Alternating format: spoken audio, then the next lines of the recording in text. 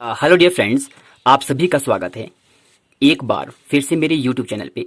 आज हम बिना समय गंवाए हुए कंप्लीट हिस्ट्री फ्लो चार्ट का मदर वीडियो मीन्स ए बेसिक वीडियो स्टार्ट करने जा रहे हैं। जो कोई भी बिगनर्स हैं जो इतिहास जानना चाहते हैं वो इस वीडियो को अंत तक जरूर देखें और इस वीडियो को स्किप ना करें। मुझे पूर्ण विश्वास है कि इससे आपका बेसिक क्लियर हो जाएगा और आप इतिहास को पढ़ना प्रारंभ कर पाएंगे। जो इतिहास है इसे हम पहले दो भागों में बांटेंगे। एक है इंडियन हिस्ट्री और दूसरा है वर्ल्ड हिस्ट्री। और इस वीडियो में हम केवल इंडियन हिस्ट्री को कवर करेंगे और निगलेक्ट करेंगे हम वर्ल्ड हिस्ट्री को। वर्ल्ड हिस्ट्री इसमें कवर नहीं करेंगे। और ये आपके लिए मैं फ्लो चार्ट लाया हूं जिससे आपको एक आइडिया हो जाएगा कि हमें हिस्ट्री को कैसे पढ़ना है। और उससे पहले मैं आपको बताना चाहूंगा जो इंडियन हिस्ट्री है इसे तीन भागों में बांटा गया है। पहला है एंशिएंट इंडियन हिस्ट्री, दूसरा है मेडिवल इंडियन हिस्ट्री, तीसरा है मॉडर्न इंडियन हिस्ट्री। इसे हम हिंदी में कहते हैं प्राचीन काल का इतिहास, मध्यकालीन इतिहास और आधुनिक इतिहास। इन सब को जानने से पहले हमें ये जानना जरूरी है कि इतिहास क्या होता है, इतिहास को पढ़ने की आवश्यकता क्यों पड़ती है। और इसके अतिरिक्त मैं आपको कुछ टर्म्स और बताना चाहूंगा जैसे कि बीसी क्या होता है, एडी क्या होता है, मीन्स ईसा पूर्व क्या है और ईसवी क्या है। इन सब फैक्ट्स को जानने से पहले हिस्ट्री को पढ़ना लगभग नामुमकिन है। इसलिए हम शुरू करते हैं सबसे पहले कि हिस्ट्री क्या है। यदि हम कहें बात हिस्ट्री की, प्राचीन काल में जो कोई भी घटना घटी है उसको एक सिस्टमैटिक वे में रिकॉर्ड करना, लिखना, उसका संग्रह करना ही हिस्ट्री कहलाता है। या फिर आप कह सकते हैं history is a record of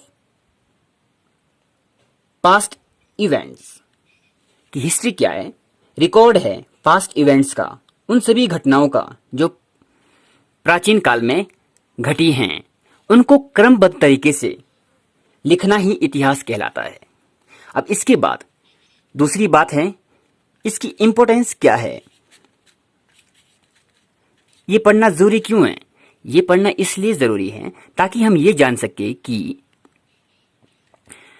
जो मानव है वो किस प्रकार से पहले अपना जीवन व्यतीत करता था, अब वो जीवन कैसा व्यतीत कर रहा है, हमारे जो पूर्वज है उन्होंने क्या गलतियां की, उससे सीखने की जरूरत है, उन्होंने क्या आविष्कार किए, उनको वर्तमान समय के साथ जोड़ने की आवश्यकता है, और हमारी सभ्यता कैसी थी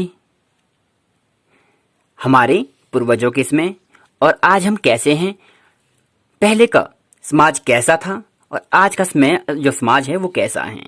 इन सभी चीजों को जानने के लिए इतिहास पढ़ना बहुत जरूरी है।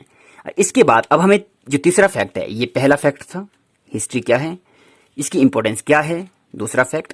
और जो तीसरा फैक्ट है ये भी बहुत जरूरी फैक्ट है, इसे हम कहते हैं बीसी और एडी। ये चीज क्या है? बीसी को हम कहते हैं हिंदी में ईसा पूर्व और एडी को हम कहते हैं ईसवी। यदि हम बात करें इसकी फुल फॉर्म की, BC stands for before Christ, AD stands for Anno Domini. जितनी भी घटनाएं ईसा मसीह के जन्म से पूर्व की है उन्हें हम कहते हैं बीसी, हिंदी में ईसा पूर्व। और जितनी भी घटना ईसा मसीह के जन्म के बाद की हैं, ईसा मसीह के जन्म के काल का जो भी समय काल है उसे हम कहते हैं ईसवी और एडी। अब इसे जानना बहुत जरूरी है कि ये बीसी एडी क्या है। इसलिए इसको समझने के लिए हम क्या करेंगे, एक नंबर लाइन ड्रॉ करेंगे और बीच में मिड पॉइंट पे केंद्र में 0 लिख लेंगे।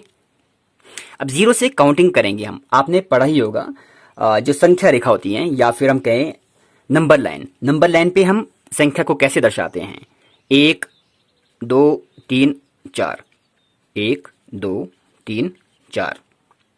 और ये करंट में चल रहा है कितना, 2021।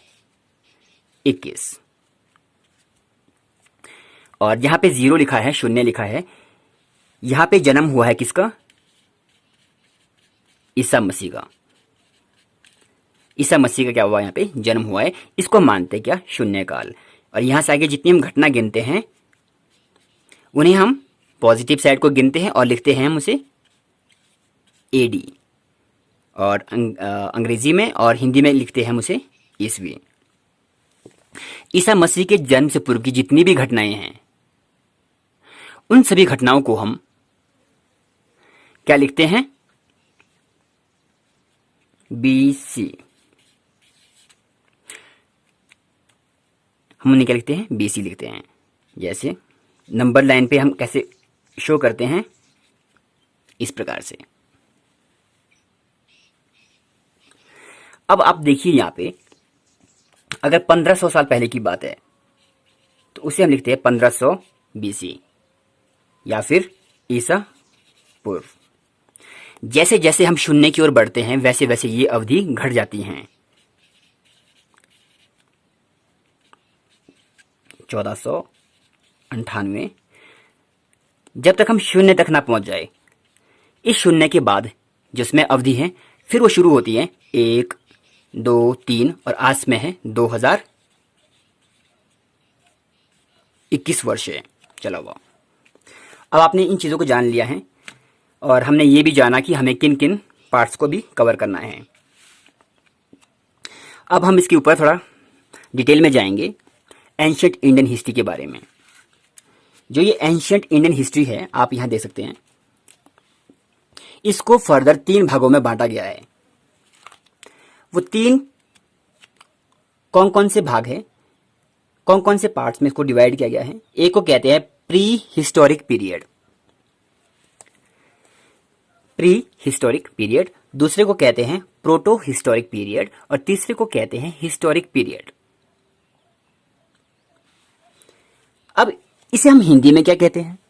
हम इसे हिंदी में कहते हैं प्रागैतिहासिक काल, आद्य ऐतिहासिक काल और हिस्टोरिक पीरियड को कहते हैं हम ऐतिहासिक काल। इन तीनों में अंतर क्या है? इन तीनों में अंतर यह है, जो प्री का मतलब होता है पूर्व। क्या कहते हैं? पूर्व मीन्स पहले। जब तक हिस्ट्री नहीं लिखी गई थी उस समय का जो काल है उसे हम कहते हैं प्री हिस्टोरिक पीरियड, मीन्स अभी तक कोई भी लिखित चीजें नहीं पाई गई थी। आप इस फ्लो चार्ट पे देख सकते हैं, इस काल को भी 3 भागों में बांटा गया है। पहले मेनली पूरा पाषाण काल, मध्य पाषाण काल और साथ में है इसमें एक, आपको दिखाऊंगा मैं, ये देखिए, ये है नव पाषाण काल। जो ये नव पाषाण काल है इसका अंत कहां होता है? 2500 BC में। इसलिए BC टर्म को जानना हमारे लिए बहुत जरूरी था। ये घटनाएं बहुत पहले की है, शून्य से ईसा मसीह के जन्म से ये 2500 साल पहले की बात है। यदि हम आज की बात करें तो आज के जो भी 2021 है इसमें आप कितना ऐड कर लो, 2500 साल,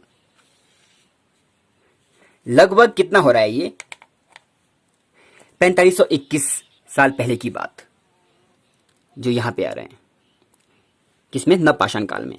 जो पूरा पाषाण काल है इसका जो अवधि है वो हमें डिफरेंट सोर्सेज से अगर हम कलेक्ट करेंगे तो उसका अलग अलग मिलेगा। इसलिए इसकी जो अवधि है वो जानना ज्यादा जरूरी नहीं है, एक रफ आइडिया होना चाहिए। जैसे लगभग पूरा पाषाण काल है 5 लाख साल ईसा पूर्व से लेकर 10 साल ईसा पूर्व तक, मध्य पाषाण काल 10,000 ईसा पूर्व से लेकर 4,000 ईसा पूर्व तक, और नव पाषाण काल 4,000 साल ईसा पूर्व से लेकर 2500 ईसा पूर्व तक। इसमें हुआ क्या है कि हमें कहां कहां से लिखित चीजें मिली है, नहीं मिली है, क्योंकि इसमें लिखा है पहले प्री हिस्टोरिक पीरियड, जब तक की लिखित चीजें नहीं थी उससे पहले का जो काल था उसे हम कहते हैं प्रागैतिहासिक काल। पूरा पाषाण काल, मध्य पाषाण काल और नव पाषाण काल, जो ये 3 अवधि है, जो टाइम पीरियड ये है जिसमें कि प्री हिस्टोरिक पीरियड को बांटा गया है। इस समय तक जो लोग थे वो लिखना नहीं जानते थे, इसलिए हमें हिस्ट्री का पता कैसे चलता है? ये हमें जो पुरातात्विक विभाग होता है, जिसे अब हम कहते हैं आर्कियोलॉजिकल डिपार्टमेंट जो होता है, वो पता करता है इसके बारे में। जैसे हमें कोई पुराने पुराने पत्थर मिलते हैं, उसमें लोग पत्थर का प्रयोग करते थे, क्योंकि इसमें तक तो लोग आदि मानव रहे होंगे, अच्छे से कुछ जानते भी नहीं होंगे।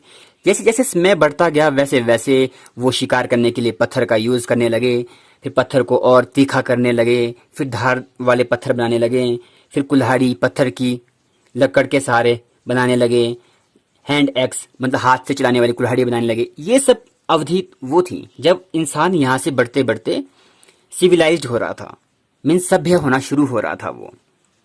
इसमें सभी वो घटनाएं आती हैं। तो ये हमें सब पता जो चलता है उस समय के जो अवशेष बचे हैं, जैसे कोई औजार हैं जिसका वो यूज़ करते थे, औजार मीन्स पत्थर का यूज़ करते थे वो, इसे हम स्टोन एज भी कहते हैं।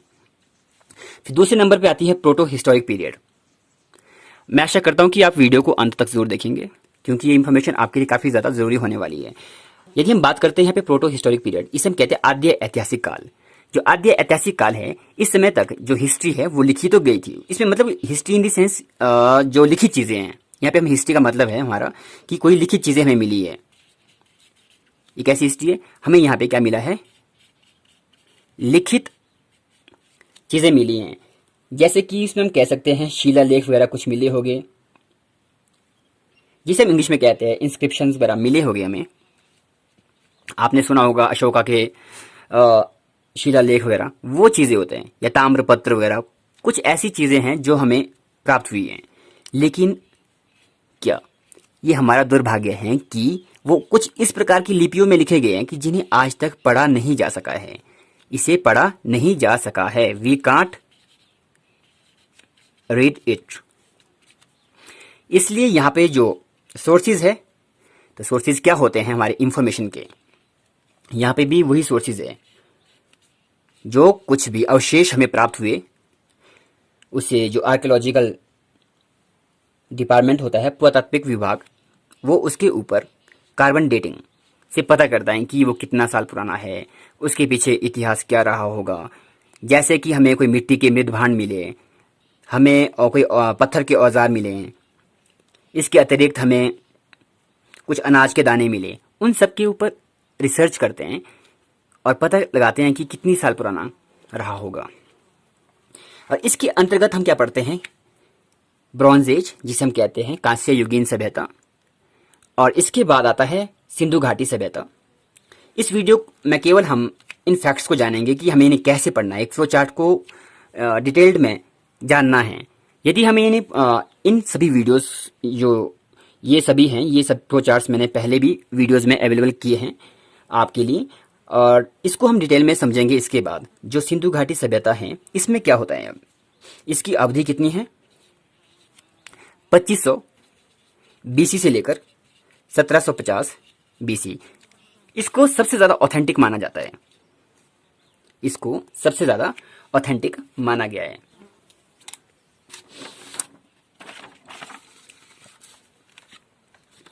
और ये घटना इसके बीच में हुई है। एक सभ्यता थी, कैसी सभ्यता थी, ये थी एक शहरी सभ्यता थी, शहरी सभ्यता, ठीक है। ये देखो, उसमें भी जो लोग थे, हमारे देश के लोग, वो एक शहरीकरण, एक शहरी जीवन जी रहे थे। तो आप सोच सकते हैं, जो इंडस वैली सिविलाइजेशन है, ये विश्व की सबसे पुरानी शहरी सभ्यता है। वैसे तो और भी पुरानी पुरानी सभ्यताएं हुई है, लेकिन ये सबसे पुरानी शहरी सभ्यता है। इसके बाद हम जानते हैं वैदिक पीरियड के बारे में। जैसे ही सिंधु घाटी सभ्यता का अंत हुआ, वो हम जानेंगे अगली वीडियो में कि सिंधु घाटी सभ्यता क्या थी, वहाँ से में क्या चीज़ें उपलब्ध हुई, वहाँ के लोग कैसा जीवन जीते थे, उनका व्यवसाय क्या था। जैसे ही उसका अंत हुआ सिंधु घाटी सभ्यता का, उसके बाद शुरुआत होती है वैदिक सभ्यता की, वैदिक पीरियड। अब वैदिक पीरियड का जो टाइम ड्यूरेशन है आप देख सकते हैं, 2500 से लेकर 1750 तक था सिंधु घाटी सभ्यता का, और 1500 बीसी से लेकर 1500 बीसी से लेकर 600 बीसी तक चलती है वैदिक सभ्यता, जहां से हमें उल्लेख मिलता है किस चीज का, ऋग्वेद का, सामवेद, यजुर्वेद, अथर्ववेद। ये सब चीजें चलती है कहां तक, 600 बीसी तक, जो आप यहां देख सकते हैं 600 बीसी तक। और इसके बाद तीसरा आता है हिस्टोरिक पीरियड। अब हिस्टोरिक पीरियड क्या होता है? अब हिस्टोरिक पीरियड वो है जब हमें लिखित चीजें भी मिली, हमें क्या मिली, लिखित चीजें मिली इन रिटन फॉर्म, उन्हें पढ़ा भी गया, मीन्स रीड किया गया, और हमें कुछ पुराने अवशेष भी मिले, अवशेष भी प्राप्त हुए। इसलिए हम कह सकते हैं जो हिस्टोरिक पीरियड है, यहां पे हमें लिखित चीजें भी मिली हैं, प्राप्त हुई हैं, उन्हें पढ़ा भी जा सका है, और अवशेष जो प्राप्त हुए हैं उनकी रिसर्च के बेसिस पे भी जांच की गई है। जो सबसे ऑथेंटिक है जो हिस्ट्री में, जहां पे हमें लिखित चीजें मिली हैं, उन्हें पढ़ा गया है, अवशेष भी हमें प्राप्त हुए हैं बहुत सारे पुराने समय के, और उन्हें अवशेषों को जांच के बाद रिसर्च किया गया कि उस समय जो हिस्टोरिक पीरियड है उसमें कौन कौन सी घटनाएं हुई, क्या हुआ, कैसे हुआ, उसके स्रोत हमें मिले, हमें कुछ पुराने सिक्के मिले, कुछ यात्रा वृतांत मिला, जैसे कोई जर्नी करता था उसमें कुछ लिखता था अपने जर्नी के बारे में, जैसे आपने सुना होगा हेनसांग वगैरह आए थे, और ये बहुत सारे आए थे इतिहासकार, जो स्रोत है वहां से हमें जानकारी मिलती है ऐतिहासिक काल की। तो ऐतिहासिक काल में हम क्या क्या कवर करते हैं वो आपको बताने जा रहा हूँ। इसमें आती है लोह युगीन सभ्यता, stone age, sorry iron age, लोह युगीन सभ्यता, दैट मीन्स आयरन एज, यहाँ से शुरुआत हो जाती है आयरन एज की। यहाँ पे लोहे की खोज हो जाती है, और लोहे की खोज से जो लोगों का व्यवसाय है वो भी कृषि प्रधान हो जाता है, पहली बात। दूसरा कि इससे क्रांति आती है, एक कि लोग हथियार बनाना शुरू कर लेते हैं, अपने जो क्षेत्र है जहां वो रहते हैं उसका विस्तार करना शुरू कर लेते हैं। ये सब चीजें कहाँ होती हैं, जब लोह युगीन सभ्यता का प्रारंभ होता है। उसके बाद हम पढ़ेंगे मगध साम्राज्य के बारे में। जो मगध साम्राज्य है, इससे पहले ये मगध साम्राज्य किसके अंतर्गत आता है, ये आता है महाजनपद के अंतर्गत, जिसे हम कहते हैं महाजनपद। इसके अंतर्गत आता है मगध। मगध एक बहुत ही शक्तिशाली साम्राज्य था, और इस पे जिसने शासन किया है, मुख्य जो वंश रहे हैं उनके नाम है हर्यक वंश, शिशुनाग वंश, नंद वंश। और उसके बाद होता है अलेक्जेंडर का आक्रमण भारत पर। ये सब हम जानेंगे किसमें, एंशिएंट इंडियन हिस्ट्री में, और यहाँ पे लगभग एंशिएंट इंडियन हिस्ट्री हमारी कवर हो जाती है।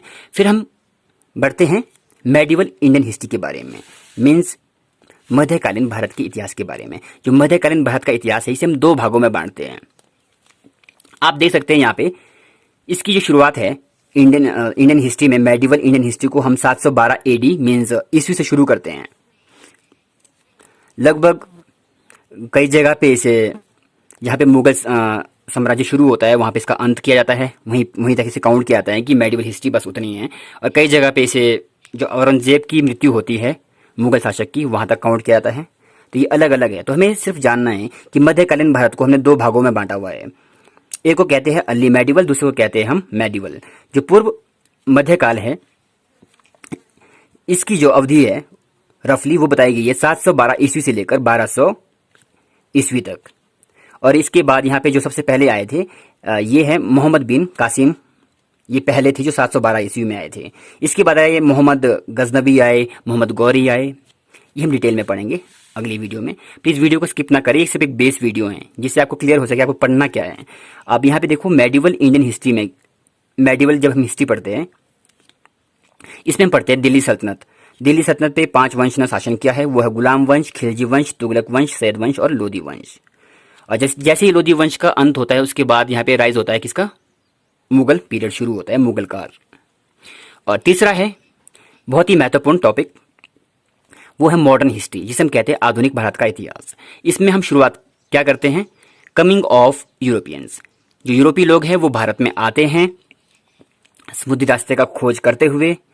जैसे आपने सुना ही होगा, भारत की खोज किसने की? ये प्रश्न अपने आप में गलत है, जबकि प्रश्न ये होना चाहिए कि भारत के लिए समुद्री रास्ते की खोज किसने की? आपने सुना ही होगा, वास्को दी गामा एक पुर्तगाली था जो समुद्र के रास्ते से भारत पहुंचता है और भारत के लिए एक समुद्री रास्ते की खोज करता है।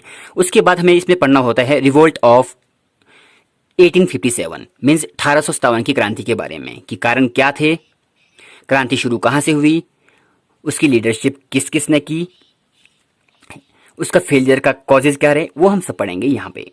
उसके बाद यहाँ पे आता है सोशल रिलीजियस रिफॉर्म्स मूवमेंट, सामाजिक धार्मिक सुधार आंदोलन। यहाँ पे हर एक धर्म के जो प्रचारक थे वे अपने धर्म का प्रचार करते हैं, अपने समाज में जो हो रही कुकृतियां हैं उन सबको अपने समाज से दूर करने की कोशिश करते हैं और अपने जो धर्म है उसका विस्तार करना शुरू करते हैं। इसके साथ साथ कुछ लोगों को अपनी ओर अट्रैक्ट भी करना चाहते हैं। यहाँ पे सब कुछ वो होता है, जैसे आपने सुना होगा आर्य समाज, और इसके अतिरिक्त भी थियोसॉफिकल सोसाइटी, प्रार्थना समाज, ये सब चीजें यहाँ पे हुई हैं। और उसके बाद हम पढ़ेंगे यहाँ पे वायसरॉय, गवर्नर और गवर्नर जनरल के बारे में। इंडियन नेशनल कांग्रेस कब अस्तित्व में आई, ये चीज जानेंगे हम। जैसे 1885 ईस्वी में इंडियन नेशनल कांग्रेस का स्थापना हुआ, उसकी स्थापना किसने की, और उसके बाद उसका विभाजन हुआ, विभाजन कब हुआ, क्यों हुआ, ये सब कारण हम जानेंगे इसके अंतर्गत। उसके बाद शुरू होते हैं नेशनल मूवमेंट। जो इंडियन नेशनल मूवमेंट है, जो आंदोलन किए गए थे राष्ट्रीय स्तर पे, जैसे दांडी मार्च हो गया, भारत छोड़ो आंदोलन हो गया, इस प्रकार के बहुत सारे आंदोलन किए गए थे, हम उसके बारे में जानेंगे मॉडर्न हिस्ट्री में। और उसके बाद होता है पार्टीशन ऑफ इंडिया, कि भारत का विभाजन, ये हम पढ़ेंगे अंत में। और आशा करता हूं कि यह वीडियो आपके लिए काफ़ी ज़्यादा महत्वपूर्ण रहा होगा। यदि आपको वीडियो पसंद आया है, प्लीज़ चैनल को शेयर, लाइक करना ना भूलें, और चैनल को अभी तक सब्सक्राइब नहीं किया है तो प्लीज़ सब्सक्राइब कीजिए। आपको हम जल्द मिलेंगे एक नई वीडियो के साथ, जिसमें मैं आपके लिए लेके आऊँगा एक फ्लो चार्ट। फिर से वो संबंधित है हमारे एंशिएंट इंडियन हिस्ट्री से। धन्यवाद।